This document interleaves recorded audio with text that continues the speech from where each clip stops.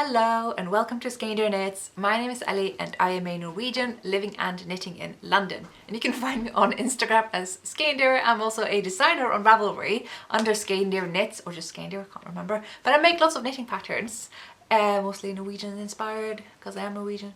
Color work, garments, mittens, what have you. And I will be talking a smidge about my designs today because I've been knitting on quite a few of them myself, which is interesting.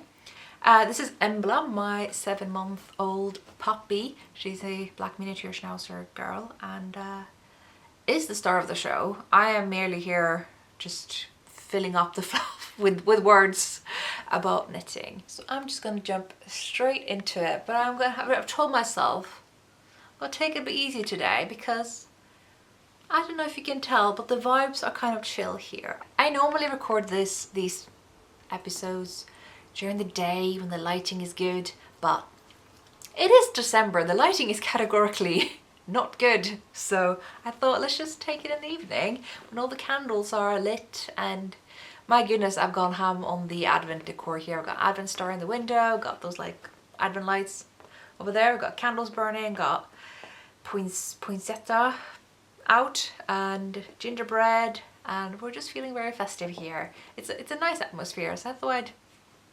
invite you guys to that instead of fussing about whether we have sunlight or daylight or whatever. Anyway, oh my god, I'm also doing Vlogmas where she's basically the main character again because my whole life revolves around her now. She is still a puppy, so it kind of makes sense. Do you mind? Miss Ma'am, do you mind? I shall now get into one of my finished objects. You may not recognize this. This is for the long-term viewers who have been invested and believed me when I say I will finish my projects unless otherwise stated. And I do mean it. Every time I say that, I do think I will absolutely finish it unless I have declared on the podcast. Now this is gonna get the frog, I think. And I had not said that about these, that I started 7 years ago. More than 7 years ago, but it was in 2017. And they are done, both of them. I had one finished pretty much right away, and it wasn't the best time of my life that time. That may have had something to do with why this project was languishing.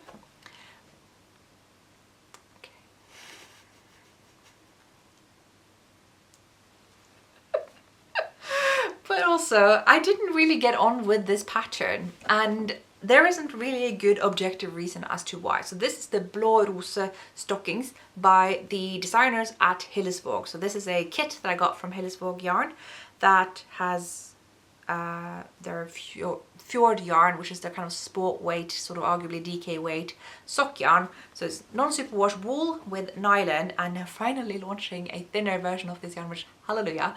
But yeah, I used this, and I think that's why I had some issues with this pattern, is that I think the gauge, this pattern is made for the yarn, right? Like it's a kit, that's the whole point. But I felt personally in my hands and heart that was a very tight gauge for this very thick yarn. And that is very typical Norwegian patterns. We have traditionally been knitting things a lot more tighter than we do these days. And I still like doing that from time to time. I think it creates a really nice, firm, warm fabric. But in this case, it kind of hurt my hands, and I think that's because of the short circumference.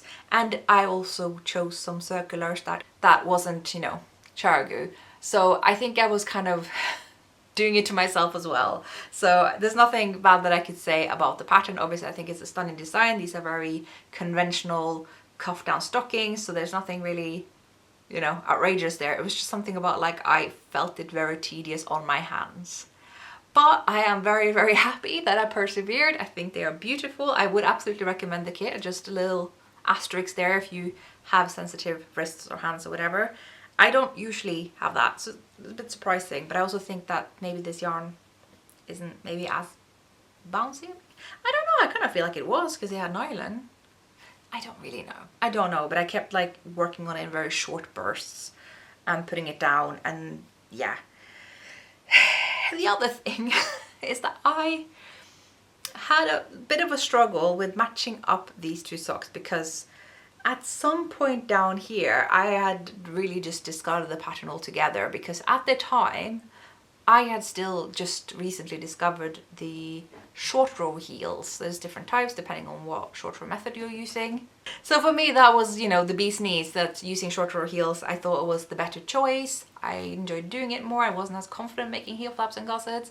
And I've kind of come around full circle where I think heel flaps and gusset on my feet fit better. I know for some people it's the opposite. So I kind of wish I'd stuck to the pattern, to be honest. But I also didn't feel like ripping out the foot of one of these to do that so that they would both match. And I obviously wasn't going to do them differently. So I had to make sure that I was matching the short row heel that I'd done in 2017 with no notes. And it's a kind of a dark navy yarn, so it's very difficult to see. And I don't think I have the same stitch count for the feet of these socks. I think one of them have 2 stitches more than the other. And that's just how it's going to be. I found that out because I also had, I was still learning sock stuff at the time. So I had made the sock feet a bit short because I thought they should have had negative ease lengthwise. And these days I have for a long time believed that socks should have negative ease circumference wise, but in terms of length I think they should be exactly to the length of your feet. So that needed to be added as well. So I had to rip out the toe and knit a little bit longer, quite a bit longer actually, I think we're talking inches here, and then make the heel again, make the toe again. And that's where I saw that I had 2 more stitches for the old sock, but not for the new one. So yeah, it's been a, what did you say, labor of love. And I thought as I was knitting through the second stocking that I will not be keeping these, for I will remember all the struggles and the discrepancies between them, which my sister, who will be receiving these for Christmas, she's not watching this so we don't have to worry about that, but nobody tell her, okay? She'll be getting these because she's been requesting knitted socks for me for quite some time, and I don't know what's better than socks than stockings. So I really hope she will like these. I hope they will fit her. I haven't even tried them on myself, so, but you know, it's wool, it can be stretched out quite a bit. So just to prove that I have made 2, they are, thankfully they're very similar, sort of in the leg, and I guess that's what matters. And then I didn't even know if I matched up the foot length. I counted the rows from the heel, but I don't know if the gussets are exactly the same because I did like a little mini gusset just for reasons to get the rib making sense. I don't know, but they look I think it's, what do you think? Why am I asking you? You know nothing about knitting. You are just here to be adorable. Yes. So that's one project I can finally declare finished from the very far back of my works in progress list. So that feels really, really good. And I'll be posting these ASAP. I have another finished object that I will be including in this package for my nephew. And yes, I have finished a Christmas jumper. I started making him very early this year. Weirdly, in response to a good friend of mine telling me she's pregnant and she's still since given birth to this little girl, and I have still not knitted anything for her because I was going to finish this jumper for my nephew. Is she trying to steal the show here? Little Miss Circus dog. Please get back to your seat. The jumper, it is finished. Ta-da! Now for a change, I have neither worked with Hillesvåg nor Roma yarn. I have actually used Swedish Järbo gasstycke. I had a skein of the red yarn and 2 of the grey yarn, and I wasn't really sure if I had enough. Rude. I did more than enough, turns out, because I always add a bit of like overestimation in the pattern. You always want to do that because there's always discrepancies. And I kind of held back on the length a smidge on this because this is size 8 years old. My nephew is 4 this Christmas. He's more of a size 6-year-old. I would like him to be able to wear this for more than half a Christmas. So for this to at least fit him next year and hopefully a couple of years, I made size 8. But because he's not like the height of an 8-year-old, I hadn't made the body as long, although almost. I was kind of like letting the chart decide a little bit. So where I'd finished here, I was like, you know what, we'll just finish this. And then for the sleeves, I made the cuffs more than twice as long as is stated in the pattern because that allows him to roll it up while he's a 4-year-old with relatively stubby arms. And then we can just make them longer and longer as we go, because again, I want this to fit him from age 4 to ideally 8. I don't know if there's anything else to say, because I'm making this also as a sample. We'll see if we get any photos with the model with this. I'm not quite sure. I have stuck to the chart sequence as it's in the pattern. Yeah, there's 20 possible charts in here, and I only included about maybe 6 of them, 6 out of 20, in the actual chart, the default chart. So you can go to the back of the pattern and replace some of the ones in the in pattern chart with those. It's very straightforward, and I just stuck with how the pattern already is, because it's could be a sample. I could have also made a sample to show the variety that you can do, but I feel like the countless of projects and test knits that I've had really does the job for me there. So thank you so much.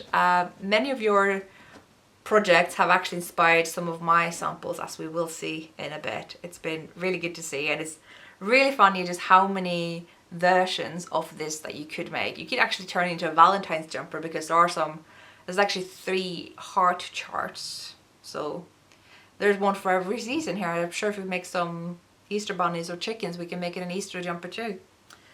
There's really no stopping this design.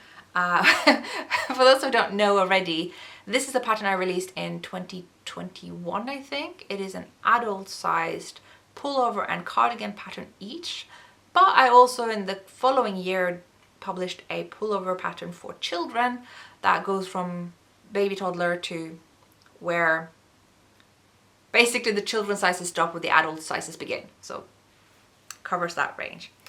I guess what I haven't done yet is a children's cardigan, but I also haven't had any requests for that, so I think we're good on that one.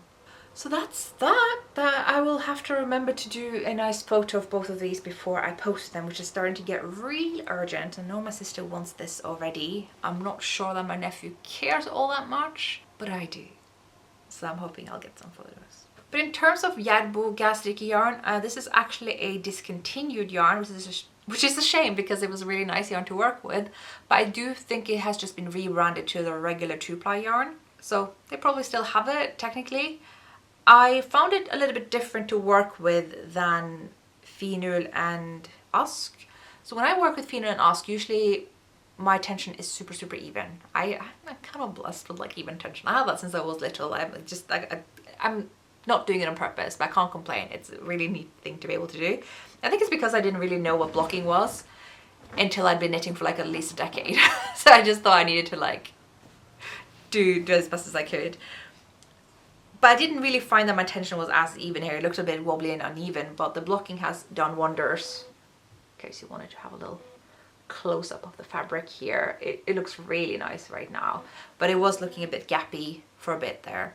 All I have done, and this is how I block all my garments and most things these days, I will just put it in a tub of just kind of coldish water, leave it there for at least half an hour. I'll usually forget it for half the day, and then I'll just like hang it over the shower, just let it drip until there's hardly anything left, but it will still be wet. You don't want it drying like in that shape. I'll squeeze out whatever is left at the ends where it's still dripping, and then I will lay it flat to dry in the shape that I want. So I'll probably pull out the sleeves a little bit where I want the floats to really, you know, even out and all that stuff. And I don't tend to pin garments. I just try to lay it in the shape that I want it to be. And speaking of which, I have done that with the festive yoke cardigan that I made myself last year, which incidentally does match the jumper for my nephew really well. I don't think I was really consciously aware of that, but nonetheless, here it is. So this one kind of just looks a little bit like it's folding in on itself because it's still missing buttons. I haven't done that yet. I have a way of putting off sewing on buttons unless it is a design I absolutely need to photograph. And I guess technically I should be photographing this one because I never really properly photographed the first cardigan sample. That was still a half knit project that I put on my coffee table back when, because I really wanted to publish them in time for Christmas, but I wasn't done yet and you guys didn't seem to mind. So we had a really fun kind of knit along together, which I really enjoyed that, thank you. And yeah, I gotta do the proper photos. Haven't done that yet. But yeah, I've just laid this flat on my floor as well, just on the rug in my bedroom where there's space and someone won't be going for it there. I tried to stretch out the rib of the cuff. I really like that to be quite relaxed, so I did that as much as I could. Same with the one in the body. I don't like that pulling in too much. That's just me. The only thing that was a bit tricky is that I had done this sleeve before I cut it open, because I wore this most of last Christmas, but I had no opportunities to block it really because I was in the middle of the move to move in here. But it seems to have laid out pretty nicely. Yeah. So I have used Usk by Hillesvåg here. It's one of my absolute favorite yarns. I do love Hillesvåg yarns, despite my grievances about working fewer in a slightly tight gauge. I have liked it. I have enjoyed it. This is also a very big size for me. 3 sizes. I went up 3 sizes. And I really am glad I did, because sometimes I just want to be swamped in fabric. And so yeah, it's not the ease that's recommended in the pattern, but you know, you do you just add a bit of extra. And if you find yourself at the top of the size range and you still want to add ease, best tip I can give honestly is to increase at the very bottom of the yoke, even as easy as just adding on stitches to the underarm cast on, because then you're adding on stitches both to the sleeves and the body at the same time, and that way you're not really making the yoke any bigger, because if you're thinking about it, your shoulders probably not gonna like be the part that you want to add a little ease. That's just gonna add a little bulk like right here. That's just my little tip. That's what I do often when I want to just knit someone else's pattern and I want more ease in the body, but I don't want the shoulders to look funky. I just tend to sneak in some increases in sort of before the bust, but after the underarm, somewhere around there, or at the underarm, or just before the underarm. Was that helpful advice? I'm not sure. So ta-da, ta-da, ta-da, ta-da. I also want to give a shout out to my friend and test knitter Aina, who came up with this particular chart sequence. These 3 are all in the main chart of the pattern, but I did sneak in this one a little bit earlier because this chart and the one that's supposed to go where supposed to are very similar, and I wanted to bring in the deer. And when Aina did that, I was like, I want to do that. So we have now matching cardigans. And I am just a sucker for the grey and red combo. I don't know what it is, but I think it must be because of the knit outfits worn by Madicken and Elisabeth in the Swedish 70s films.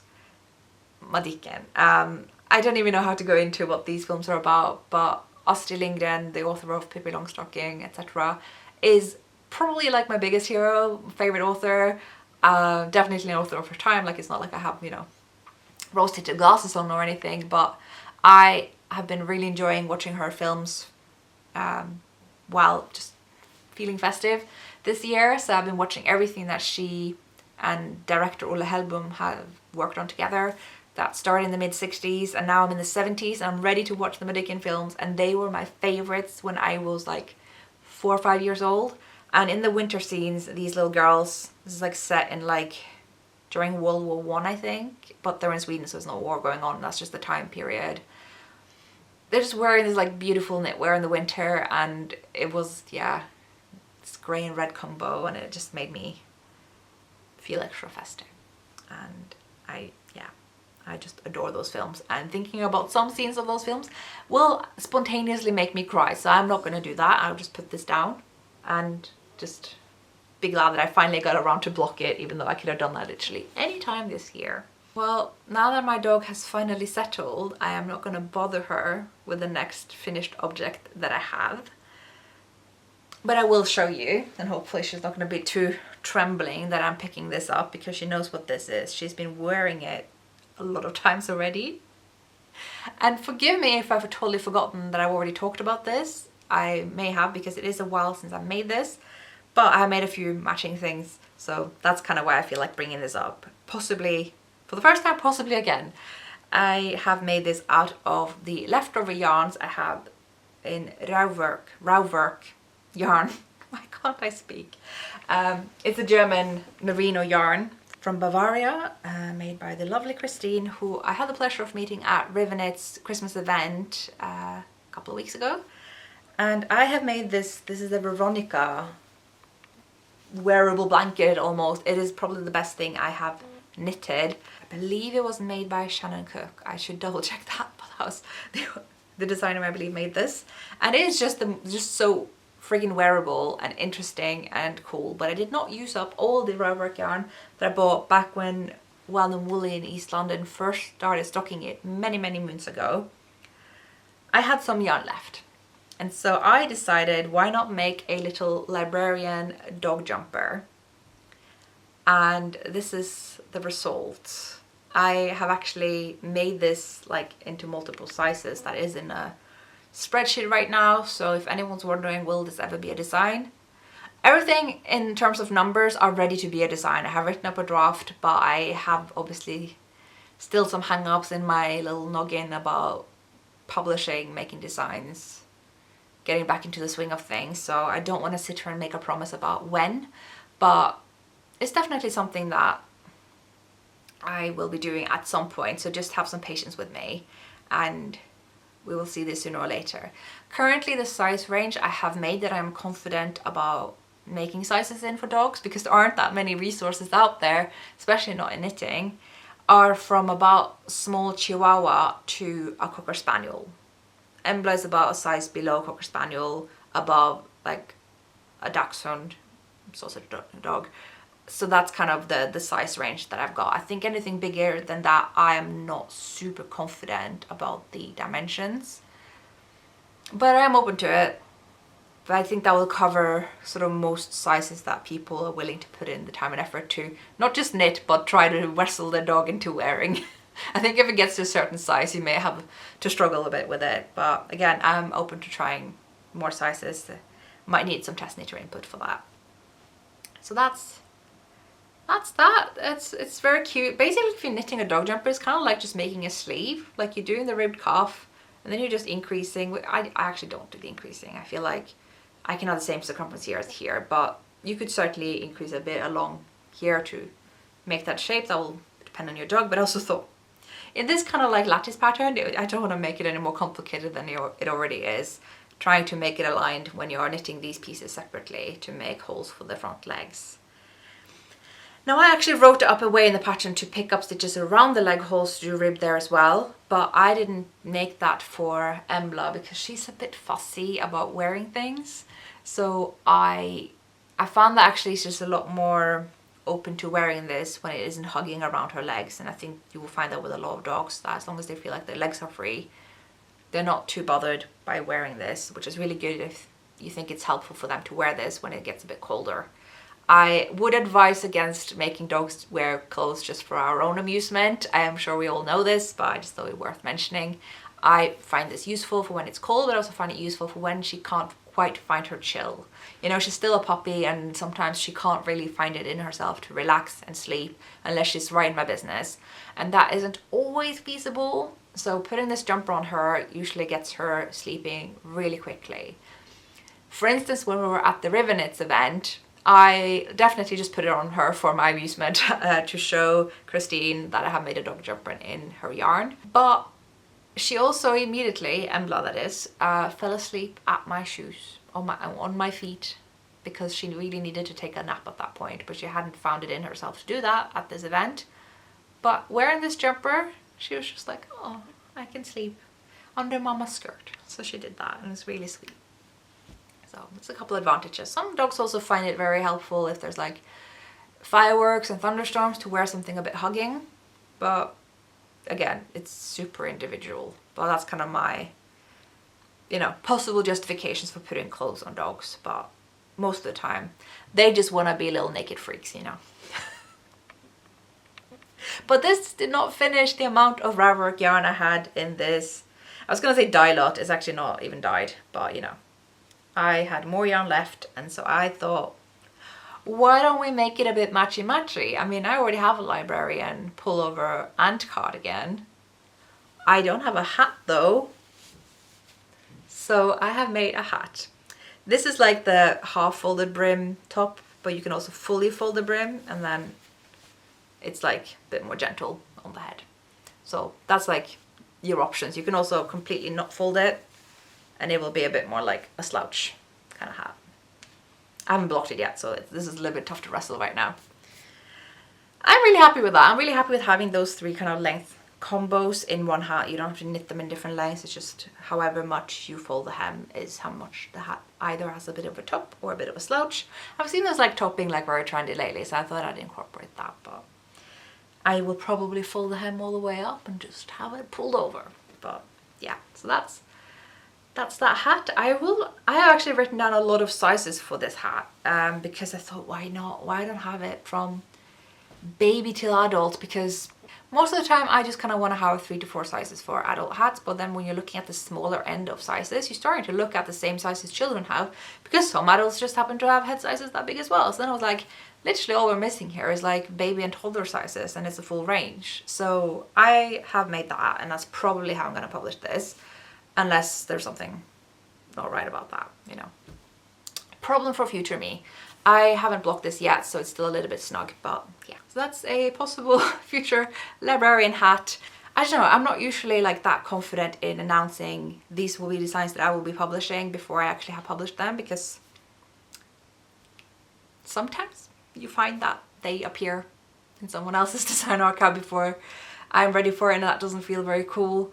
That can happen. It's been many years since something like that has happened, but I just kind of feel very stressed out at the thought that there's a small little percentage that it could happen that makes me kind of feel freaked out about publishing, and sort of has the opposite effect of not making me publish. Sometimes I just don't talk about planned designs.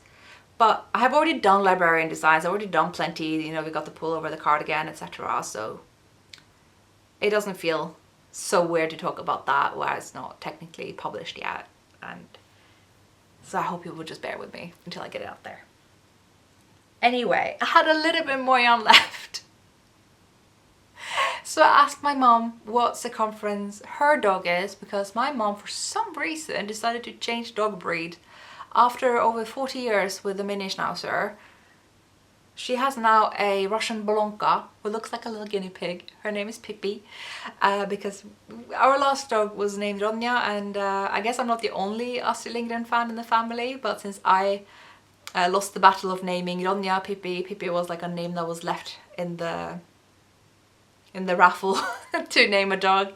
So finally we have the dog Pippi, and Pippi will be wearing this. It is actually sleeve sized. That is how small she is. I mean, so I've also opted to not have ribbed legs for her because I actually didn't have the yarn left, but also I think maybe she'll be feeling that as well. There is a chance that this is one size too small, because she actually does fall between the 2 smallest sizes, and it'll probably be fine. And if not, it was funny to make. It took me like a day and a half. I have finally finished this very big pile of yarn. Wow, I am yapping today. Clearly I had a lot to say and a lot of things I've been knitting on that I just kind of wanted to get out of the way to have a cast on that I am excited about. But another cast on I did a while ago that you may remember, I am still excited about, but I haven't worked on it in a while because I wanted to wet block it and just lay it out on the floor. Have I talked about this already? I feel like I may have. This feels like something I did mention on the last episode, but I don't remember, it's been a while. And it's finally dried, so I finally found out that the I-cord I am currently working on isn't too big. I was a bit worried that I was making it too loose and it was going to look a bit extra on top of the garter that we have here, but it's looking just right. That's where I'm at with this. I really would like to have this shawl, the Clint shawl by Natasha Hornby. I would really like to have it finished in time for Christmas. I doubt that I will, because I have a lot of other things I am knitting on that I am also enjoying. But it's, you know, there's gonna be Christmas next year and I'll be wearing it all winter and it's not even strictly festive. I just have that image in my mind, I guess. Anyway, this yarn is Hillesvåg Sölja. This is their sort of fingering weight, I guess, pelt wool yarn that I absolutely adore. It is so nice. Whew. So I now only have one last thing to talk about. That is a new cast on. I'm doing another festive yoke.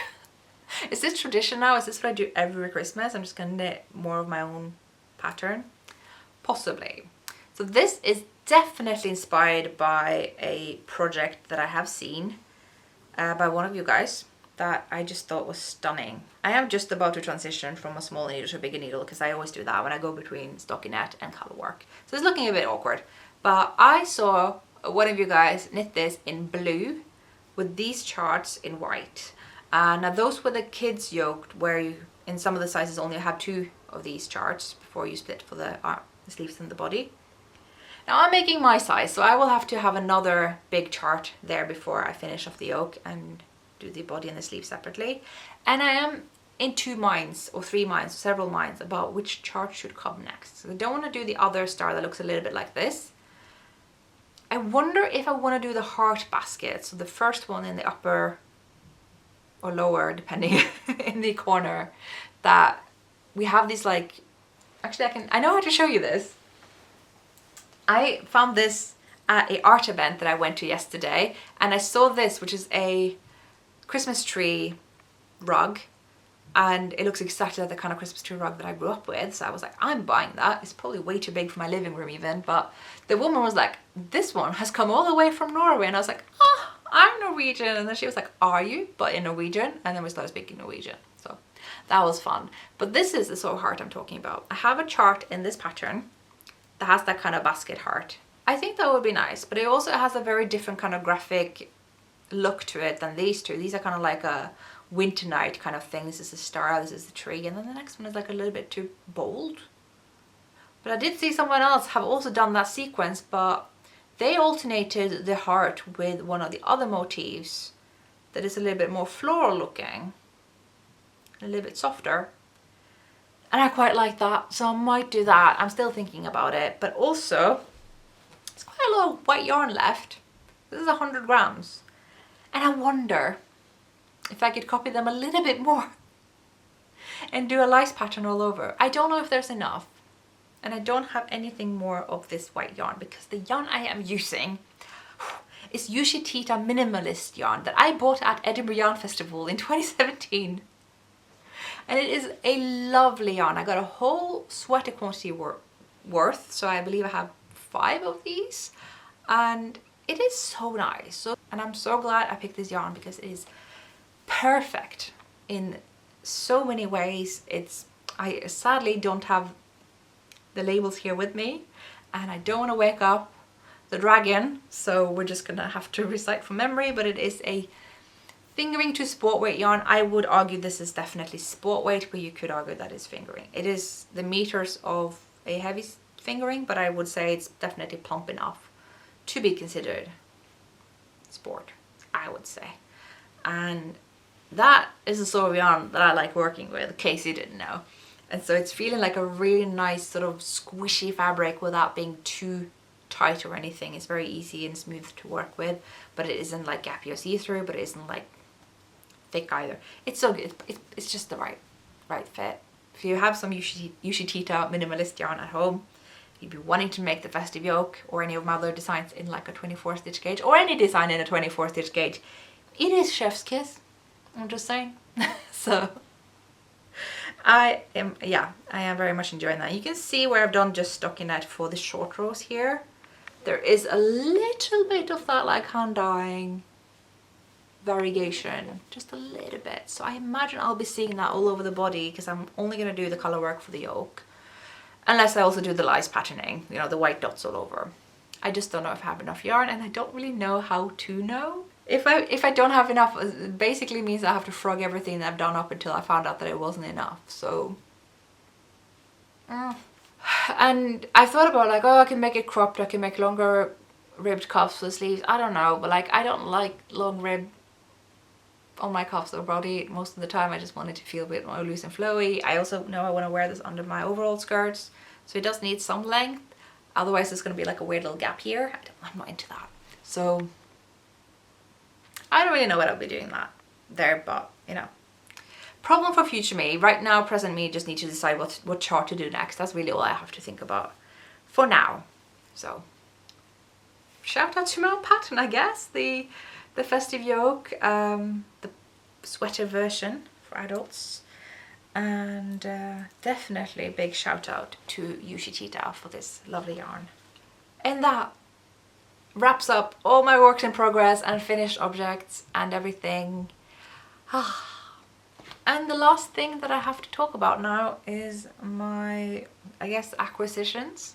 This was actually given to me by a friend, so that's really, really nice because otherwise I would have just bought it. So it is the most recent Kate Davies pattern publication. She did recently publish a different publication. This is not that one. I already talked about that one. This is one from the kind of mystery knit along she's been doing that I clearly been living under a rock. I did not notice until my friend was knitting on one of those patterns. And then I realized people in my regular knitting group been talking about it, and I just don't pay attention. It's terrible. But I finally have the actual in-print publication, so that is great. And it just feels so nice to touch. There's something about the quality here. I don't know, it's very tactile. And I really, really like the design on the front cover, actually. That's like, if I was going to make one of these, that would be my first pick. I am just flicking through it now, and it's a little bit tricky to show things without showing, I guess, a bit too much, but I'm going to try showing this one, and I thought that was pretty cool as well. This shawl right here. So you can see all these displayed online, obviously, but yeah, I am very pleased with having this. I'll add it to my very thick Kate Davies booklet collection now. So yeah, that is about all that I have. In terms of this podcast, I guess I don't know if we will be seeing each other again until the next year. So if we don't, obviously enjoy the rest of 2024. I hope 2025 isn't gonna beat us up too bad, but I also don't have my hopes up because but I will regardless be doing Vlogmas videos, and if you're not familiar with that, that is basically a thing I've been doing since 2017, where I make a little snippet ideally every day until Christmas, but usually I tend to merge together a couple of days, because if the days aren't overly interesting or different from one another, there's no point in dragging you guys through like video after video after video. And there are so many other people also doing Vlogmas, and many probably like me feel like keeping up with all of them, and if they all start to last 20 minutes each and they're starting to get a bit same, then I feel like it's better and easier to make a video that's like 5 minutes, maybe 10.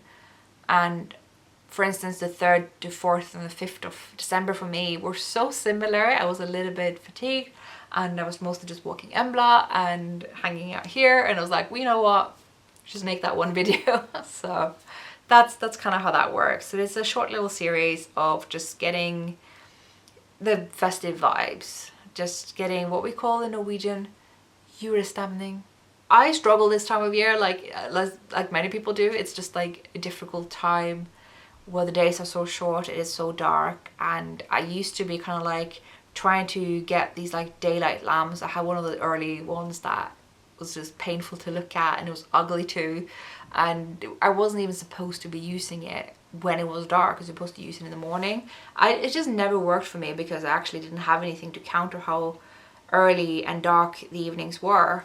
So I tried my best to like have all the lights on and have like super bright ceiling lights, and it was just awful, and it didn't feel good, and it didn't look good, and it wasn't like a nice vibe. So I've kind of gone full U-turn there in the past couple of years and really, really leaned into the cozy atmosphere. And I've gone with very soft, warm lights, lots of candles. It's not super bright in here. Compared to what it's like during daytime, it's actually really dark. But you know, your eyes adjust, your pupils dilate, and it's just a really cozy vibe. And doing that and going to bed earlier, making hot drinks, stuff like that, I find that it helps so much more. But one thing anecdotally that worked for me, obviously vitamin D, but I've taken vitamin D capsules for a very long time, and they work a bit, but they don't really like do the whole trick. But I found that I was like towards the end of 2019, I was walking to, I wasn't even walking, taking the bus, but I was walking a little bit from the bus to university every weekday to work on the last bits of my thesis. And I was like expecting the seasonality to hit any day now. November was coming, I was like, it's gonna happen, I'm gonna feel terrible soon. But it just didn't. And it was because I was picking up this like relatively affordable sushi from a shop that I would walk past on the way to university and have that for breakfast most mornings. And something about eating salmon turns out good vitamin D. Very, very helpful. So I've gone back to my childhood tran, which is a green bottle of cod liver oil that they have like cleaned up enough that it doesn't taste gross. So I now take a little spoon of that every day, and it's not working 100%, but it is working a lot. It's like 80 to 90% there. So can highly recommend getting some tran. It's made by a company called Møller. Not sponsored, just a fan. I grew up with that stuff. Had to take a spoonful of that every time before having dinner, and well, I didn't have winter depression then, so it must have worked somehow. Yeah. Hey, baby. Well, if you want to see more of this little creature, tune into Vlogmas. Okay, come, join me, baby, sweetie. Here she is. Sometimes she thinks she's a parrot and she likes to sit on my shoulder. Hey, baby. Oh, she's so sweet. She's so good. I keep bragging about her like, my daughter's so smart. My child is the smartest child ever. That's kind of how I've become, regrettably. But I just think she's become a super, super sweet dog. And I'm so, so happy I have her. We're gonna have the best Christmas together. Do you remember when she was a wild little baby puppy? And she wouldn't stop biting my fingers when I was doing the podcast. Anyway, I won't hold you guys up for longer. Thank you so much for tuning in, and I will see you guys next time. Bye bye.